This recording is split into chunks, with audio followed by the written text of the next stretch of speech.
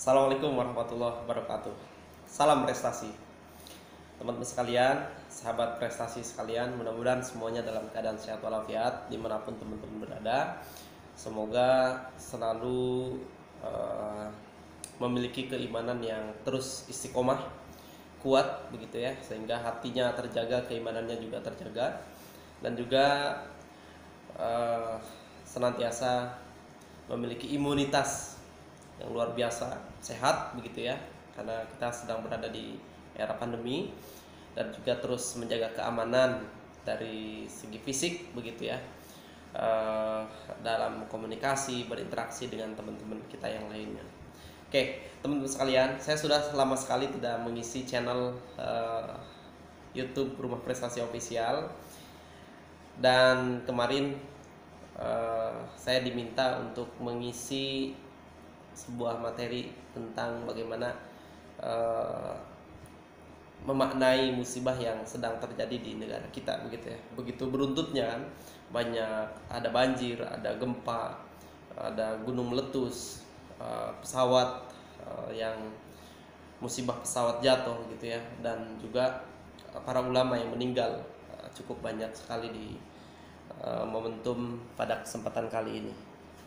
Nah, salah satunya adalah musibah yang cukup besar terjadi dan kita rasakan adalah kehilangan ulama gitu ya.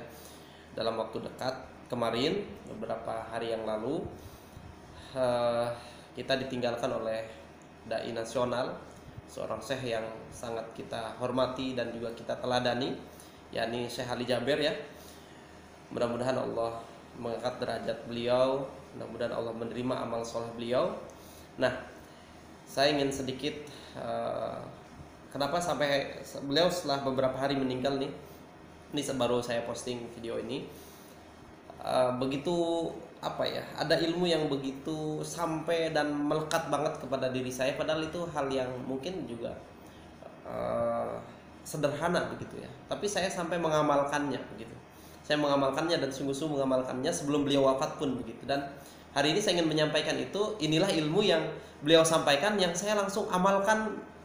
Saya amalkan begitu ya. Saya langsung amalkan, dan mungkin banyak juga dari guru-guru saya selalu menyampaikan itu. Tapi itu setelah beliau meninggal, Syekh Ali Jaber meninggal itu, saya terngiang-ngiang. Wah, saya melakukan ini tuh, saya melakukan yang saya lakukan ini adalah ilmunya dulu beliau yang menyampaikan begitu ya. Jadi selalu terngiang-ngiang. Salah satu, beberapa ilmu banyak sekali ya mungkin yang teman-teman dapatkan juga gitu ya, tapi yang selalu terngiang-ngiang dalam diri saya dan saya mengamalkan secara tidak langsung, sadar atau tidak, saya mengamalkannya itu berkat ceramah beliau begitu yang saya dengarkan.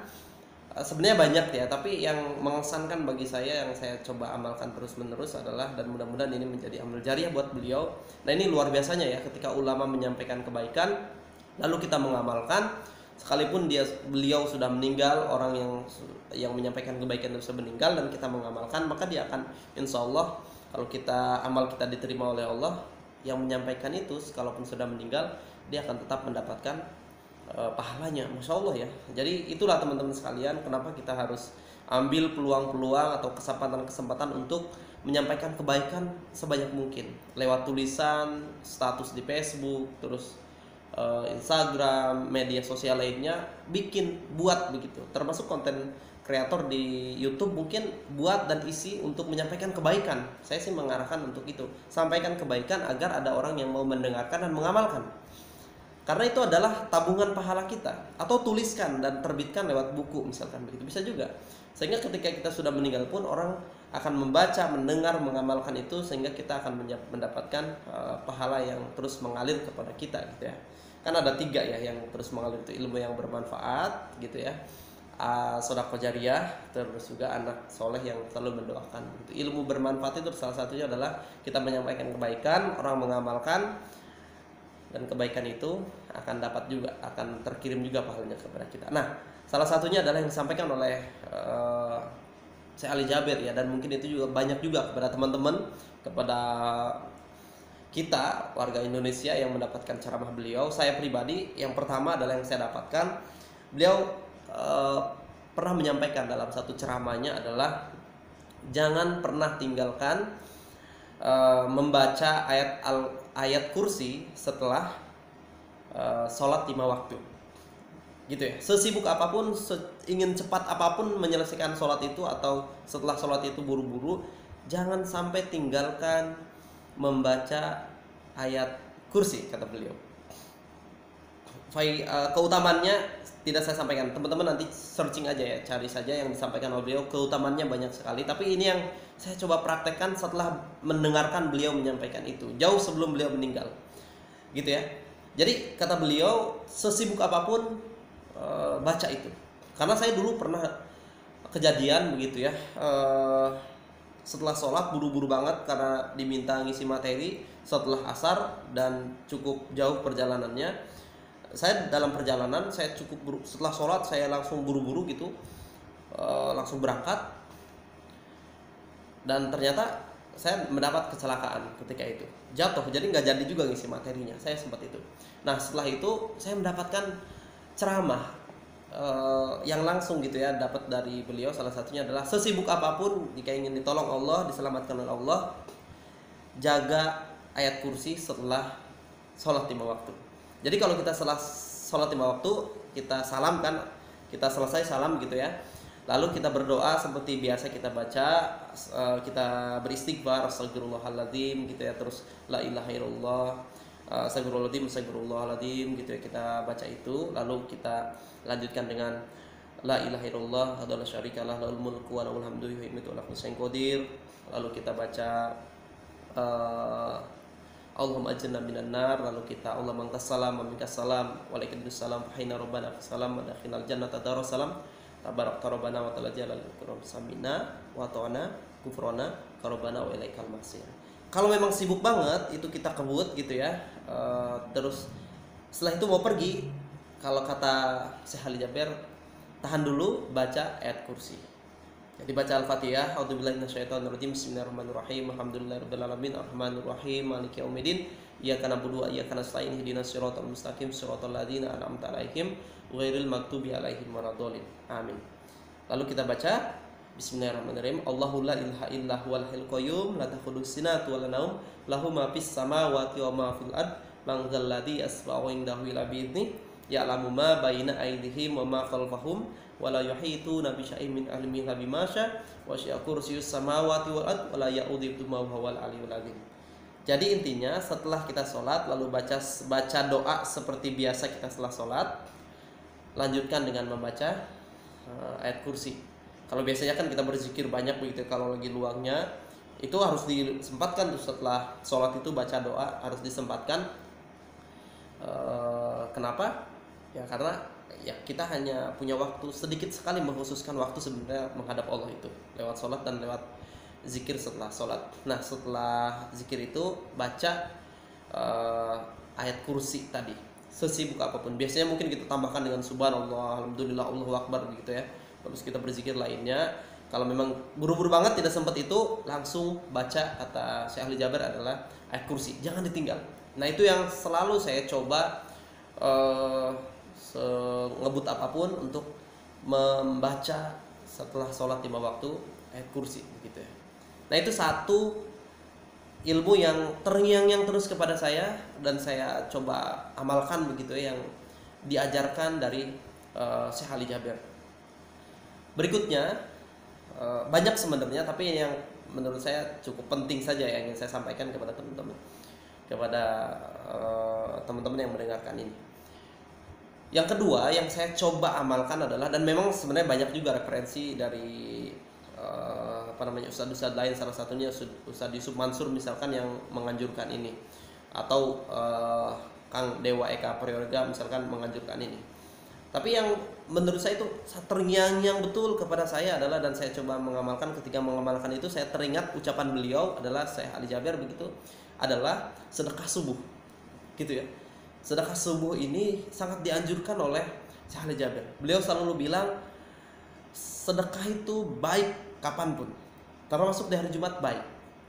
Tapi beliau menganjurkan sedekah subuh itu sangat baik sekali. Kenapa? Karena di sedekah subuh ini ada malaikat yang khusus dikirim oleh Allah hadir untuk mendoakan yang sedekah di waktu subuh. Maka ini sangat dianjurkan, dan memang ternyata betul ustadz-ustadz lain juga sangat menganjurkan ini. Salah satunya adalah kalau ustadz sedekah itu kan Ustadz Yusuf Mansur ya, atau Kang Dewa Eka Prayoga misalkan, menganjurkan sekali. Di salah satunya adalah sedekah subuh. Kalau Syekh Ali Jaber menyampaikan, yang membuat saya terngiang-ngiang ketika mengamalkan itu, oh ini Ustadz, Ali Jaber, Syekh Ali Jaber menyampaikan hal bahwa sedekah subuh itu ada malaikat yang diutus untuk khusus mendoakan yang bersedekah di subuh hari, gitu ya.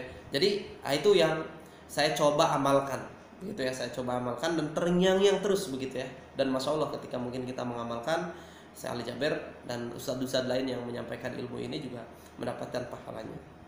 Itu jadi membaca ayat kursi yang saya coba praktekkan ya. Dan yang kedua adalah sedekah subuh, begitu ya. Nah, konsepnya juga diajarin tuh sama Syekh Ali Jaber. Siapkan kotak kecil, misalkan kotak kecil yang bisa diisi setiap pagi. Entah itu berapapun yang sedang kita pegang, itu 1.500, yang penting hari ini kita bersedekah itu, begitu. Gitu ya. Kalau nggak ada banget gimana? Nah, bisa juga tuh kalau nggak ada banget, sedekah itu kan banyak ya. Mungkin bisa mendoakan, berzikir, intinya melakukan hal-hal yang tidak biasa kita lakukan, tapi kita khususkan untuk bersedekah, begitu ya. Tapi ya dianjurkan adalah dengan harta. Kalau sedekah itu kan dengan harta yang kita punya, apalagi sampai harta yang terbaik, gitu ya. Itu kan yang dianjurkan, gitu. Nah, caranya tadi ya, disiapkan kotak kecil yang mungkin bisa kita salurkannya, boleh jadi sebulan sekali misalkan, agar setiap hari kita bersedekah. Sehari ini 1.000, 2.000 misalkan, atau 5.000, atau berapapun ketika kita punya, sisihkan. Yang penting setiap pagi itu terisi semua. Menyalurkannya kemana? Ya bisa nanti setelah 1 bulan kita bongkar, kita kasih kepada siapapun yang ada misalkan, atau pas di hari tertentu kita mau menyalurkan, tiba-tiba ada pengemis datang, berarti jangan-jangan itu rezekinya dia. Ketika hari tertentu kita mau menyalurkan, tiba-tiba kita teringat atau mendapatkan informasi tentang lembaga zakat misalkan, gitu ya. Nah, mungkin itu rezekinya kesana sebenarnya, gitu ya. Atau ketika kita mau menyalurkan, atau bisa juga tuh kita di Rumah Prestasi, salah satunya kita juga ada program berbagi beasiswa untuk penghafal Quran. Bisa ke Rumah Prestasi, silakan bagi yang mau memberikannya ke para penghafal Quran di Rumah Prestasi sebagai beasiswa untuk para penghafal Quran, untuk biaya makan, untuk aktivitas kegiatan para penghafal Quran, begitu. Sehingga apa? Sedekahnya kita dapat pahalanya. Ketika mensedekahkan juga, nah ini dalam bersedekah juga diajarkan ya kepada saya, salah satunya adalah untuk memilih sedekah yang target sedekah yang potensial menghasilkan pahala yang terus berlipat. Salah satunya adalah memberikannya kepada yang tepat. Kepada yang tepat itu salah satunya, kalau kata Ustadz Adi Hidayat, adalah penghafal Quran itu dia membaca satu ayatnya adalah 10 kebaikan, dan penghafal itu selalu mengulang-ulang ayat yang dibaca. Kalau Bismillahirrahmanirrahim itu ada berapa huruf, maka diulang-ulang sampai hafal. Misal Bismillahirrahmanirrahim, Bismillahirrahmanirrahim, maka itu dikalikan berapa huruf, kalikan pahala. Nah, yang sedekah kepada ini orang yang membaca itu, dia akan juga mendapatkan sama kebaikannya dengan yang membaca itu.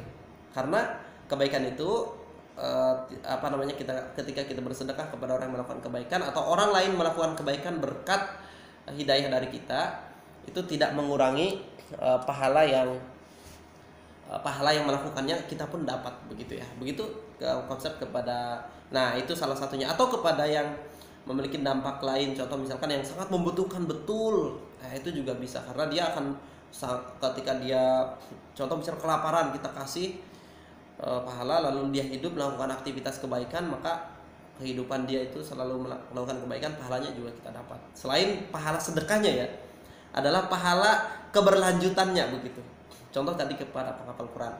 Nah itu saya rasa yang paling ngena banget ke saya itu dari Syekh Ali Jaber, yang terngiang-ngiang terus dan saya coba amalkan adalah dua hal tadi ya, dua ilmu tadi. Meskipun banyak sekali, saya nanti mungkin lain kesempatan saya share lagi ya, tapi ini udah 15 menit, cukup mungkin yang saya sampaikan, share kepada teman-teman. Mudah-mudahan Syekh Ali Jaber ditempatkan di sisi Allah di tempat yang terbaik, gitu ya.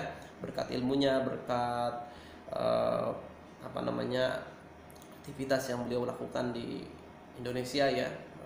Karena beliau ulama yang sangat kita teladani gitu ya, dan juga ulama-ulama lain mudah-mudahan diberikan kebaikan oleh Allah, dipanjangkan umurnya bagi yang masih hidup ya, diberikan kebaikan, ditolong oleh Allah, dan kita dipertemukan dan dikumpulkan dengan para ulama khususnya ya. Salah satunya kita berharap kepada Allah mudah-mudahan kita dipertemukan dan dikumpulkan dengan para ulama. Amin. Teman-teman sekalian, terus tebarkan kebaikan, terus saling menasehati gitu ya, terus dekatkan diri kita kepada kebaikan-kebaikan, karena itu yang akan menolong kita. Kan hidup ini kan hanya sebentar. Ulama saja yang sekiranya boleh mereka itu bisa meminta kepada Allah dipanjangkan umurnya, mungkin sangat akan dikabulkan. Tapi kalau memang sudah waktunya Allah mau panggil begitu. Nah, kita apalagi kita gitu ya, jangan sampai kita menyesal di kemudian hari. Mudah-mudahan kita terus melakukan kebaikan. So, teman-teman sekalian, amalkan ilmu yang baik sekecil apapun, yang mudah terutama selagi kita bisa, yang mudah-mudah aja, mulai yang mudah-mudah dulu saja. Sisanya nanti Allah tolong, Allah berikan yang lainnya, Allah kebaikan-kebaikan yang lainnya. Yang penting kita sudah konsisten kepada kebaikan-kebaikan kecil, insya Allah juga akan diberikan kebaikan-kebaikan yang besar gitu ya. Terus senang, berbahagia, memberikan atau bersama orang-orang baik yang mengarahkan kita kebaikan, dan kita amalkan gitu ya. Perbanyak amal, perbaik zikir.